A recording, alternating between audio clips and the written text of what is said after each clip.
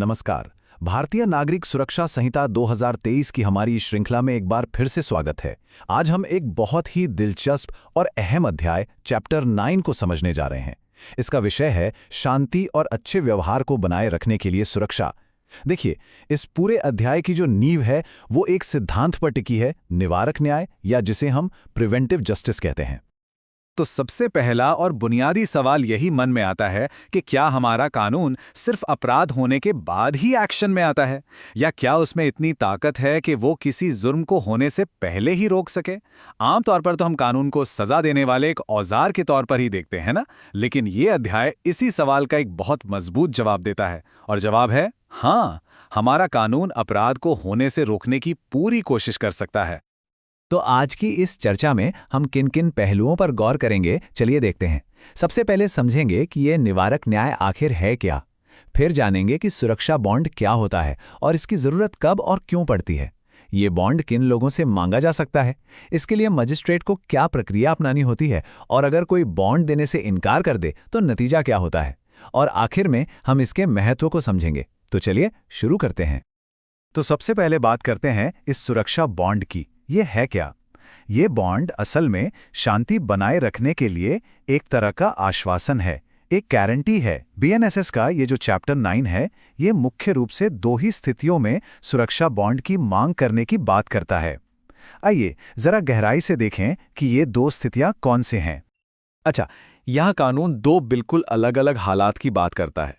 पहला मामला है धारा 125 का, जो तब लागू होती है जब कोई व्यक्ति कुछ खास अपराधों के लिए दोषी साबित हो चुका हो, मतलब कन्विक्शन हो चुकी है।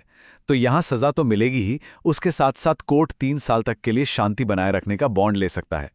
अब दूसरी तरफ है धारा 126, जो पूरी तरह से प्रिवेंटिव है। यहां अपराध हुआ नहीं है, बस शांति भंग होने की एक पुख्ता आशंका है। इस हालत में एक एग्जीक्यूटिव मजिस्ट्रेट 1 साल तक का बॉन्ड ले सकता है। तो फर्क साफ है ना?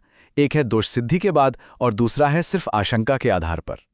अभी हमने बात की शांति बनाए रखने के लिए बॉन्ड की, लेकिन कानून सिर्फ यही नहीं रुकता। वो सदाचार यानी गुड बिहेवियर के लिए भी सुरक्षा बॉन्ड का प्रावधान करता है। तो चलिए देखते हैं कि कानून की नज़र में वो कौन सी श्रेणियां हैं जिनसे अच्छे व्यवहार की गारंटी या सुरक्षा मांगी जा सकती है। कानून यहाँ 3 मुख्य श्रेणियों की बात करता है। पहली, धारा 127 के तहत ऐसे लोग आते हैं जो समाज में नफरत, विद्रोह या अशांति फैलाने वाली बातें फैला रहे हों। इनसे 1 साल तक का बॉन्ड लिया जा सकता है। दूसरी श्रेणी है धारा 128 में, जिसमें ऐसे संदिग्ध लोग आते हैं जो अपराध करने के इरादे से अपनी पहचान या अपनी मौजूदगी छिपा रहे हों। और तीसरी और शायद सबसे बड़ी श्रेणी है धारा 129 की, आदतन अपराधी, मतलब हैबिचुअल ऑफेंडर्स। इसमें वो लोग आते हैं जिनका चोरी, लूट, डकैती या जाली सिक्के बनाने जैसा एक लंबा चौड़ा आपराधिक रिकॉर्ड रहा हो। इनसे, ध्यान दीजिएगा, 3 साल तक के लिए अच्छे व्यवहार का बॉन्ड लिया जा सकता है। अब एक बहुत ही जरूरी सवाल उठता है, क्या मैजिस्ट्रेट यूं ही किसी को भी बुलाकर बॉन्ड भरने का आदेश दे सकते हैं? क्या ये उनकी मर्जी पर है? तो जवाब है बिल्कुल नहीं। कानून ने ये पक्का किया है कि इस शक्ति का मनमाना इस्तेमाल न हो, इसीलिए एक तय और निष्पक्ष प्रक्रिया का पालन करना अनिवार्य है। ये प्रक्रिया एकदम साफ है। सबसे पहला कदम, धारा 130 के तहत मजिस्ट्रेट एक लिखित ऑर्डर जारी करेंगे, जिसमें सब कुछ लिखा होगा कि सूचना क्या मिली है, बॉन्ड की रकम कितनी है और कितनी अवधि के लिए है। फिर उस व्यक्ति को कोर्ट में पेश होने के लिए सामान्य वारंट जारी होगा। इसके बाद आता है सबसे जरूरी हिस्सा, धारा 135 के तहत एक फॉर्मल इंक्वायरी, एक जांच जिसमें सबूत देखे जाते हैं, गवाहों को सुना जाता है, और सिर्फ अगर इस जांच में वो शुरुआती जानकारी सही साबित होती है, तभी धारा 136 के तहत बॉन्ड देने का फाइनल ऑर्डर पास होता है। तो ये कोई मनमानी कार्रवाई नहीं है, बल्कि नेचुरल जस्टिस के सिद्धांतों पर आधारित एक पूरी न्यायिक जांच है। और यहीं पर कानून एक बहुत बड़ा सुरक्षा कवच भी देता है। धारा 135 का सबसेक्शन 6 एक समय सीमा तय करता है। ये कहता है कि ये पूरी जांच 6 महीने के अंदर खत्म हो जानी चाहिए। अगर ऐसा नहीं होता तो ये पूरी कार्यवाही अपने आप समाप्त मान ली जाएगी, खत्म हो जाएगी। सोचिए, ये कितना जरूरी प्रावधान है। ये किसी भी व्यक्ति को एक अंतहीन कानूनी प्रक्रिया में फंसाए रखने से बचाता है। ये एक बेहतरीन चेक एंड बैलेंस है। तो ठीक है, प्रक्रिया पूरी हो गई, आदेश भी हो गया, लेकिन अगर कोई व्यक्ति उस सुरक्षा बॉन्ड देने से मना कर दे या दे ही ना पाए, तब क्या होगा? यहीं पर इस कानून की सख्ती सामने आती है, क्योंकि बॉन्ड ना देने का सीधा नतीजा है कारावास यानी जेल। अब धारा 141 सजा के प्रकार में एक छोटा सा लेकिन बहुत महत्वपूर्ण फर्क बताती है। अगर बॉन्ड शांति बनाए रखने के लिए था, तो जो सजा होगी वो केवल साधारण कारावास, सिंपल इम्प्रिजनमेंट होगी। लेकिन अगर बॉन्ड सदाचार या अच्छे व्यवहार के लिए था, तो कारावास कठोर यानी रिगरस भी हो सकता है। ये एक ऐसा बारीक पॉइंट है जो परीक्षा के लिहाज से भी याद रखने लायक है। कानून यही नहीं रोकता, वो एक और स्तर की सुरक्षा देता है। अगर किसी को 1 साल से ज्यादा की अवधि के लिए जेल भेजा जा रहा है, तो धारा 141(2) ये अनिवार्य करती है कि उस मामले को समीक्षा के लिए, रिव्यू के लिए सेशन जज के सामने रखा जाए।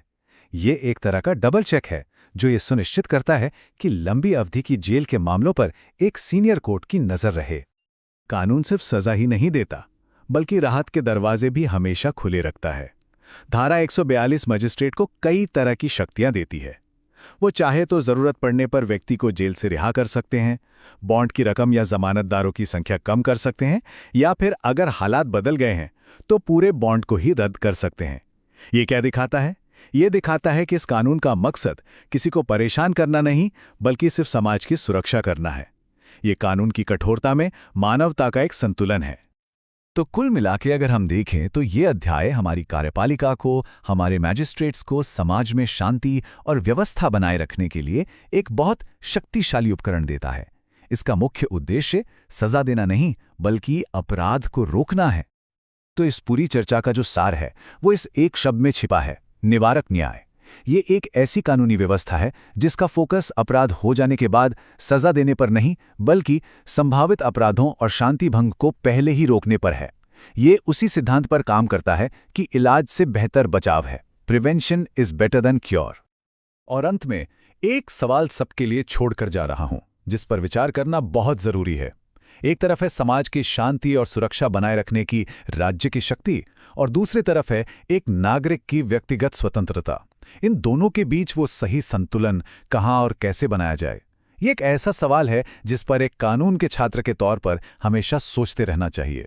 इसी विचार के साथ आज की चर्चा यहीं समाप्त होती है। धन्यवाद।